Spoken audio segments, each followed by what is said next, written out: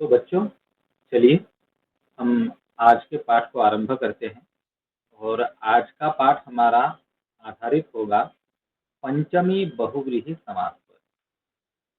पंचमी बहुव्रीहि समास अर्थात जब हम बहुव्रीहि समास का विग्रह करते हैं तो हमारे पास कुल मिलाकर 4 पद होते हैं। एक होता है पूर्व पद, उसके पश्चात होता है उत्तर पद, यत्, यत् शब्द और तत् शब्द। तो इन सभी में से यत् शब्द को पंचमी विभक्ति कब लगानी पड़ती है, तो इस बात पर हम विचार करेंगे आज के इस पाठ में। वो क्या नियम है, क्या परिस्थिति है कि जिस परिस्थिति में हम यत् शब्द को पंचमी विभक्ति लगाकर यस्मात् ऐसा शब्द लिखते हैं। तो अगले प्रस्तुति में मैं आपको दिखाने जा रहा हूँ कि वो क्या नियम है। तो ये रहा नियम आपके समक्ष है। लक्षण लिखा है पंचमी बहुव्रीहि समास का लक्षण।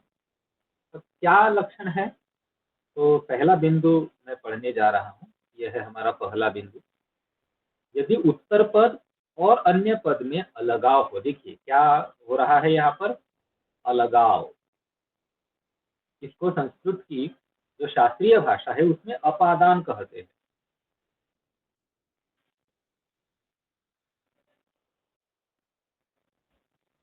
माफ कीजिए, अपादान नहीं, अपाय कहते हैं। अपाय शब्द का मतलब होता है अलगाव होना, सेपरेशन अंग्रेजी में।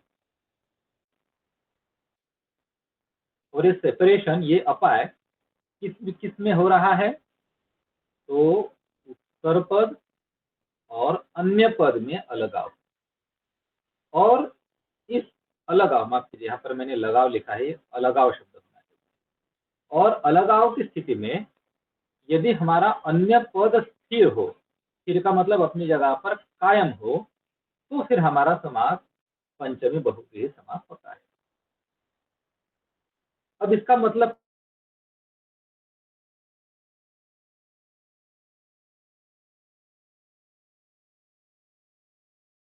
के माध्यम से समझते हैं। अब उदाहरण आप लोगों को यहीं पर नीचे दिया गया है। क्या उदाहरण है यहाँ पर, मैं पढ़ रहा हूँ। निर्गत भयः सैनिकः। अब निर्गत भयः सैनिकः, इसका मतलब क्या है, इसका समास विग्रह बनता है निर्गतम भयम यस्मात् सः निर्गत भयः सैनिकः। यानी निकल गया है डर जिससे, वह निर्गत भय सैनिक। अब ये समास का विग्रह तो करके दिया है। अब इसका विश्लेषण मैं आपको समझाता हूँ। जो ऊपर जो बहुव्रीहि समास का लक्षण लिखा है यहाँ पर, इन तीनों बिंदुओं में, ये इस उदाहरण में कैसे घटित होता है, देखिए बच्चों। हमारे इस उदाहरण में यदि देखा जाए तो हमारा पूर्व पद क्या है, पूर्व पद है निर्गत। देखिए ये जो शब्द है ना निर्गत, ये हमारा पूर्व पद। उत्तर पद है भय, और हमारा अन्य पद है सैनिक। सैनिक हमारा अन्य पद।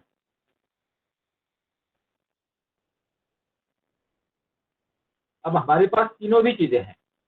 एक हमारा पूर्व पद है, दो हमारा उत्तर पद है, और तीन ये हमारा अन्य पद।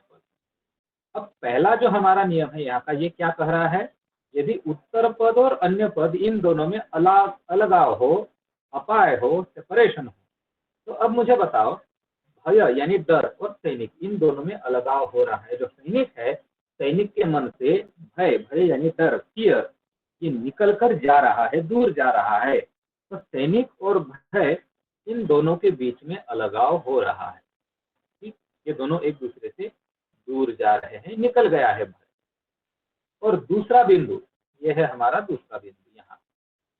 अब दूसरा बिंदु हमें क्या समझाता है, और इस अलगाव की स्थिति में ये सैनिक अपनी जगह पर कायम है, सैनिक कहीं पर भी नहीं जा रहा है। तो सैनिक इज स्टिल, अपनी जगह पर कायम है। तो इस स्थिति में जब हम समास का विग्रह करते हैं तो यत् शब्द का रूप पंचमी विभक्ति में होता है, जैसे कि आप देख रहे हैं यहाँ पर उदाहरण में यस्मात् लिखा हुआ है। तो यह है पूरी परिस्थिति कि जिस परिस्थिति में हम यत् शब्द को पंचमी विभक्ति लगाते हैं। अब यदि आप लोगों को यह मेरा स्पष्टीकरण समझ में आया है तो बहुत अच्छी बात है। अगर कुछ छोटे छोटे आपके प्रश्न हैं तो आगे हम कुछ उदाहरणों से इसका अभ्यास करेंगे, तो इस अभ्यास में आपको समझ में पूरी बात आ जाएगी। देखिए, यह पहला आप लोगों के लिए एक प्रश्न है, गलित पर्णः वृक्ष। आप लोगों को पता है ना पतझड़ का महीना, तो कौन सा होता है पतझड़ का महीना? पतझड़ के महीने में क्या होता है कि मान लो कोई पेड़ है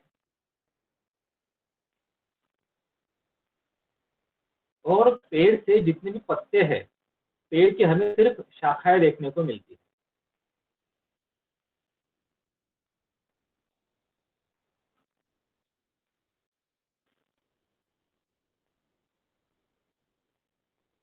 पतझड़ के महीनों में हमें पेड़ ऐसे दिखाई पड़ते और सारे जितने भी इनके पत्ते होते हैं वो नीचे गिर जा चुके हैं, झड़ते हैं, गल जाते हैं। इसके चारों ओर इर्द गिर्द नीचे पत्ते ही पत्ते हमें गिरे पड़े मिलते हैं। ये पतझड़ के महीने का एक आम दृश्य होता है। तो यहाँ इस समास में हमारा पूर्व पद क्या है बच्चों, बताओ? गलित। हाँ, बिल्कुल सही। हमारा जो पूर्व पद है वो है गलित।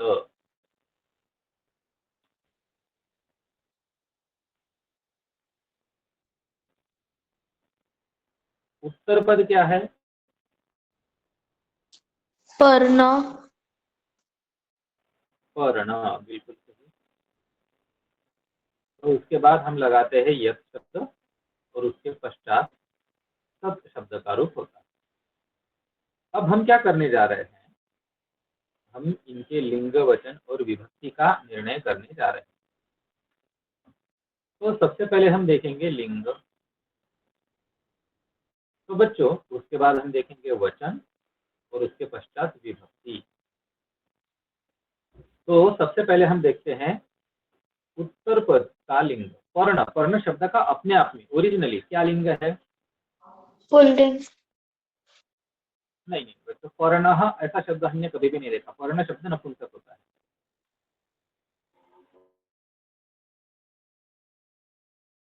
तो ये लिंग अब गलित का विशेषण है, तो गलित भी जाए होगा नपुंसक लिंग। यत् शब्द, यत् और तत् ये दोनों भी शब्द अन्य पद के अनुसार चलते हैं। हमारे पास अन्य पद वृक्ष है, वृक्ष का लिंग कौन सा है?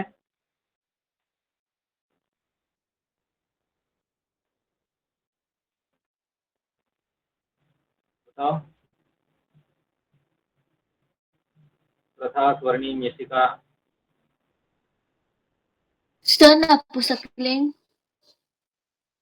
नहीं, वृक्ष शब्द हमेशा पुल्लिंग का होता है और यहाँ पर लिखी है वृक्ष शब्द लिंग में लिखा हुआ है, पुल्लिंग में लिखा है,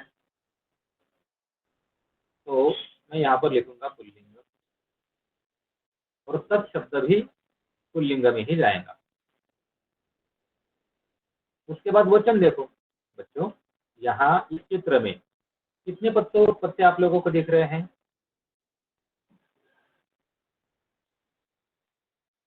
हेलो, बहुत सारे। बहुत सारे हैं, तो यहाँ पर बहुवचन बनेगा और गलित अभी बहुवचन में जाएगा। अब यत् और तत् इसका भी हमें वचन देखना है, तो कितने पेड़ों की बात चल रही है यहाँ पर बच्चों? सिर्फ एक पेड़ है, तो यत् और तत् का वचन कौन सा होगा? एक वचन। ये भी एक वचन ही होगा, तो वचन होगा एक। अब उसके बाद विभक्ति, आखिरी विभक्ति। अब देखो, पूर्व पद और उत्तर पद ये हमेशा प्रथमा में ही होते हैं। ये जो तत् शब्द है ये अपने अन्य पद की विभक्ति के ही अनुसार चलता है। अन्य पद वृक्षः पुल्लिंग ये प्रथमा में है, तो ये भी प्रथमा में है। अब सबसे बड़ा प्रश्न होता है यत् शब्द की विभक्ति का। अब यहाँ इस उदाहरण में ये आप जैसे कि आप देख सकते हैं कि ये पर्ण और वृक्ष इन दोनों में अलगाव हो रहा है, सेपरेशन। देखिए ये वृक्ष है और ये नीचे पत्ते हैं, पत्ते और पेड़ इन दोनों में अलगाव हो रहा है, और पेड़ अपनी जगह पर कायम है। पेड़ हिला नहीं, पत्ते चले गए हैं वहां से, कुछ नीचे गिर गए, कुछ हवा से इधर उधर उड़ गए आसमान में। तो पत्तों का और पेड़ का लगाव हुआ और पेड़ अपनी जगह पर कायम है, तो यहाँ पंचमी विभक्ति लगेगी। तो अब देखो, गलित शब्द नपुंसकलिंग प्रथमा बहुवचन में, तो ये बनने जा रहा है गलितानी, बहुवचन में ना। देखो देखो, अगर हमने गलित को नपुंसक किया तो गलितम बनेगा, बहुवचन गलितानी। पर्ण का भी प्रथमा विभक्ति में बहुवचन नपुंसक लिंग में पर्णानी। अब देखो, यह शब्द को हमें किस रूप में लिखना है, तो पंचमी विभक्ति एक वचन और यह होगा पुल्लिंग में। तो यह शब्द का टेबल देखो, पंचमी विभक्ति पुल्लिंग का एक वचन यस्मात्। तत् शब्द प्रथमा विभक्ति एक वचन पुल्लिंग सह। हो गया आपका उत्तर भैया। बच्चों, कोई प्रश्न है आप लोगों को इस उदाहरण में?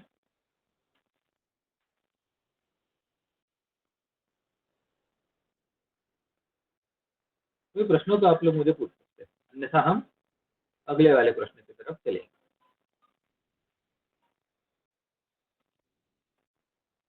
चलिए अगले प्रश्न की तरफ। अब बहुवचन में आया है गलित पर्णः वृक्षः। ये कोई जंगल है, पतझड़ का महीना चल रहा है और ढेर सारे पेड़ हैं।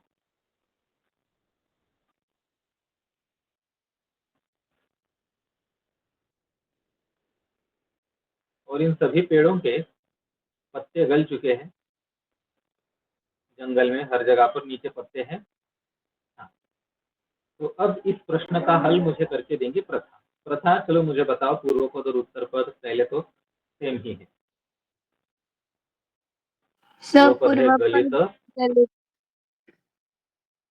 उत्तर उत्तर पद पद पर्ण पर्ण, पर्ण, आगे यह और तत्। तो चलो अब आगे बताओ, लिंग। सर सबसे पहले लिंग लगेगा, नपुंसकलिंग दोनों को। ये नपुंसक है, ये भी नपुंसक है, और यह तत् किस लिंग में जाएंगे? क्या सर? यत् और तत् ये दोनों शब्द, इनका हाँ लिंग सर, ये दोनों पुल्लिंग में जाएंगे। जाएंगे। तत् पुल्लिंग में जाएगा और यद भी पुल्लिंग में जाएगा। क्यों जाएगा, ये प्रश्न है। क्योंकि सर वृक्ष जो है वो पुल्लिंग शब्द है।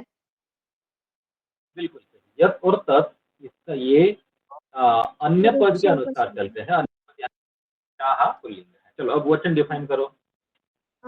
सर मतलब बहुवचन आएगा गलितानी इसको पर्णानी, गलित ये भी और ये बहु पर्ण को।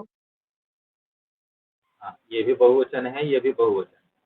यत् और तत् यत और तत् उनको भी बहुवचन ही लगेगा। अब मुझे बता, मुझे अब तुम्हें फर्क बताना है बेटा। तुमने गलित और पर्ण, पूर्व पद और उत्तर पद, इनको भी बहुवचन बताया और यत् तत् को भी बहुवचन बताया, लेकिन दोनों का बहुवचन अलग अलग जगह से डिफाइन हुआ है। तो वो मुझे बताओ, गलित पर्ण ये बहुवचन क्यों है और यत् और तत् ये बहुवचन? सर क्योंकि वृक्ष जो है वो बहुवचन में है, तो अगर बहुवचन में वृक्ष है तो जो पर्ण गिरेंगे वो भी बहुवचन में ही रहेंगे ना। और चार वृक्ष कोई के ना है, पर्ण गिरते हैं। ये वाला जो एग्जाम्पल हमने अभी अभी पढ़ा, इसमें तो एक ही वृक्ष था। हाँ सर। तो सर सॉरी, जो मतलब जब वृक्ष से कोई भी पत्ता गिरेगा तो सर सिर्फ एक ही पत्ता नहीं गिरता, बहुत सारे गिरते, इसलिए। अभी देखो मैं एक नीचे बैठा हूँ, हरा भरा पेड़ है और उसमें से सिर्फ एक पत्ता गिरा, हो सकता है कि नहीं मुझे बता। हाँ सर, हो सकते हैं। तो बेटा मैं ये उत्तर एक्सपेक्ट कर रहा था कि पूर्व रेफरेंस पद मिलता और है। उत्तर पूर्व पद और उत्तर पद ये अपने खुद के ओरिजिनल रेफरेंस,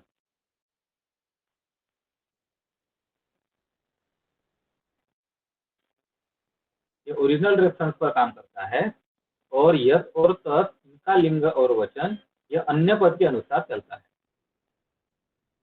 अब इनको तुमने अन्य पद अब ये जो है हमारे यस और तत्, इनको तुमने बहुवचन में बनाया क्यों? क्योंकि हमारा वृक्ष। अन्य पद वृक्षाः है, और इनको भी तुमने बहुवचन बनाया, वो क्यों? क्योंकि ये ओरिजिनल रेफरेंस से तुम्हें पता चल रहा था कि यहाँ पर बहुत सारे पत्तों की बात चल रही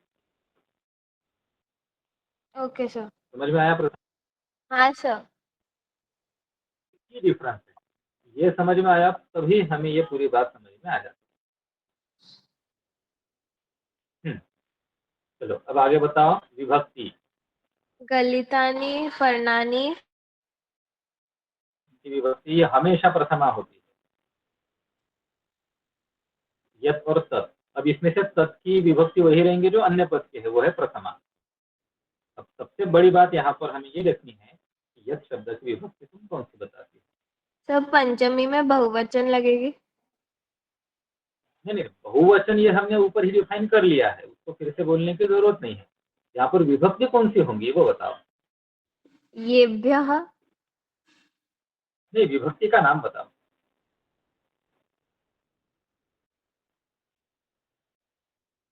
कौन सी पंचमी। विभक्ति? प्रथमा तृतीय। पंचम। अब पंचमी क्यों? क्यों पंचमी? सर क्योंकि क्योंकि हम इसमें जो इसमें अपादान हो रहा है, वृक्ष से किसमें? पर्ण का अपादान हो रहा है। हाँ, यहाँ पर हमारे अगर टेक्निकल टर्म्स में बोला जाए तो पर्ण हमारा उत्तर पद है और वृक्ष अन्य पद है। तो इन दोनों में सेपरेशन हो रहा है, अपाय हो रहा है, और वृक्ष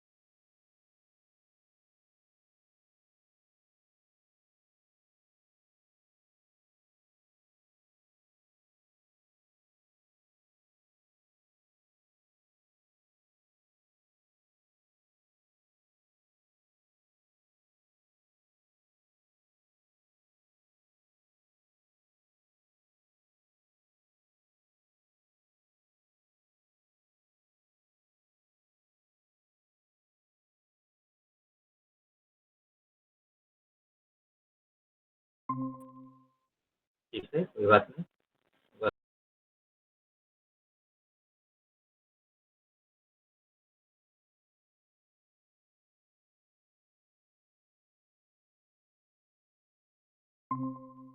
बिना स्क्रीन के भी सही उत्तर मिले।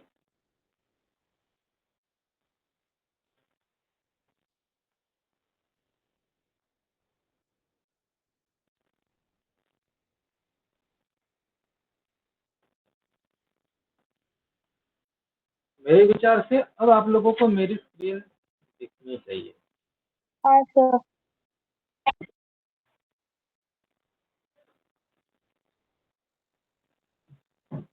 हाँ, तो समास विग्रहण इसमें हमने ये दो उदाहरण सीखे। इन दोनों उदाहरणों को मैंने खुद स्पष्टीकृत किया। अगला जो प्रश्न है, गलित पर्णा लता। बच्चों, लता किसे कहते हैं? What is Lata?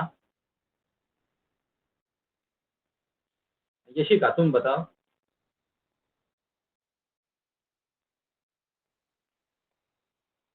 सर गलित पूर्वपद। हाँ, बिल्कुल सही। गलित, आगे पर्णा। पर्ण। पर्ण। पर्णा नहीं, पर्ण। पर्ण। यत और तत्। यत तत्। अब इनका हमें संस्कार करना है। सर गलित और पर्ण का मीनिंग। गलित का मतलब होता है गल चुका है, झड़ चुका है, और पर्ण का मतलब होता है पत्ता, लीफ। अच्छा ठीक है सर।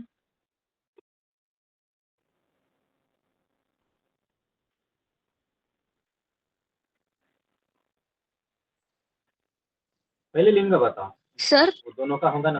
सर पर्ण। पर्ण नपुंसकलिंग आएगा ना? हाँ, बिल्कुल बिल्कुल सही कहा। वर्ण नपुंसक है, इसलिए गलित भी नपुंसक। अब यत और हाँ। तत्, इनका लिंग बताओ। स्त्रीलिंग। स्त्रीलिंग। बिल्कुल सही। लिंग क्यों? सर क्योंकि लता स्त्रीलिंग है। हाँ, लता का मतलब क्या है? Sir well. बिल्कुल सही, वेल। यानी एक ऐसी वेल है ये, उसके ऊपर एक फूल भी है। लताओं पर फूल आते हैं बहुत अच्छे अच्छे, लेकिन इस बेचारी के पत्ते झड़ चुके हैं। इसके पत्ते नीचे गिरे हुए हैं। ऐसी लता है। चलो अब वचन। सर बहुवचन। इसका पढ़ना था सर ना, यथ और यानी तत् उत्तर का पद। बहुवचन और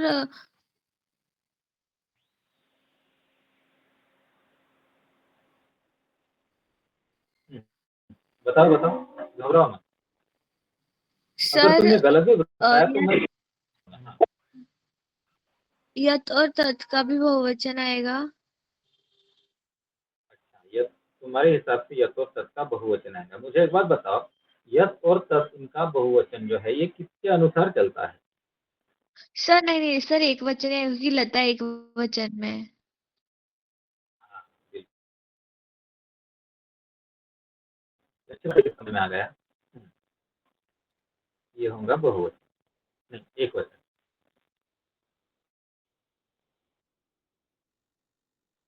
अविभक्ति। अब पूर्व पद और उत्तर पद इनके हमेशा प्रथमा ही होंगे।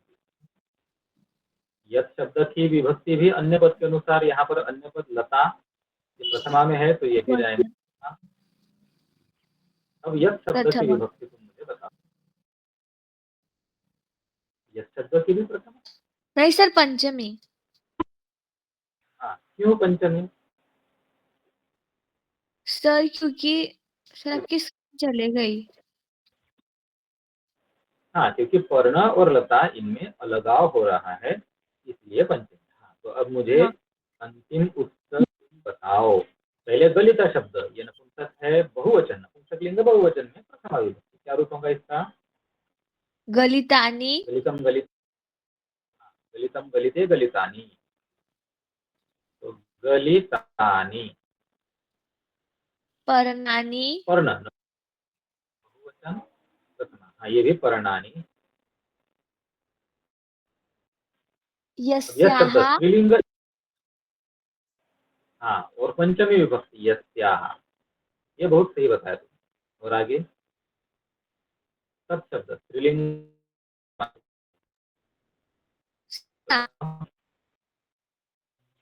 वाह, बहुत बढ़िया, इसका तुमने बिल्कुल सही उत्तर दिया है। गलितानि पर्णानि यस्याः पर्णातः। तो अगला प्रश्न भूमि ये है, उसके पश्चात स्वयं उत्तर देगा। तो भूमि, गलित केशः खलवाटः, पहले अर्थ समझ लो इस सभी शब्दों का।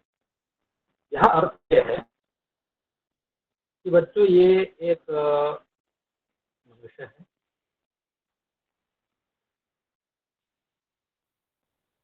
I'm really very sorry for my terrible drawing.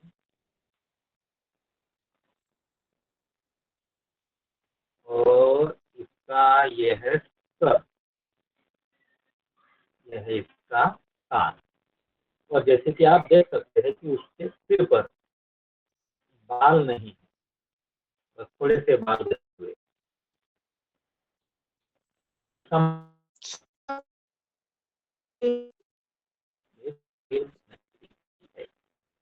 नहीं दिख रही है, लेकिन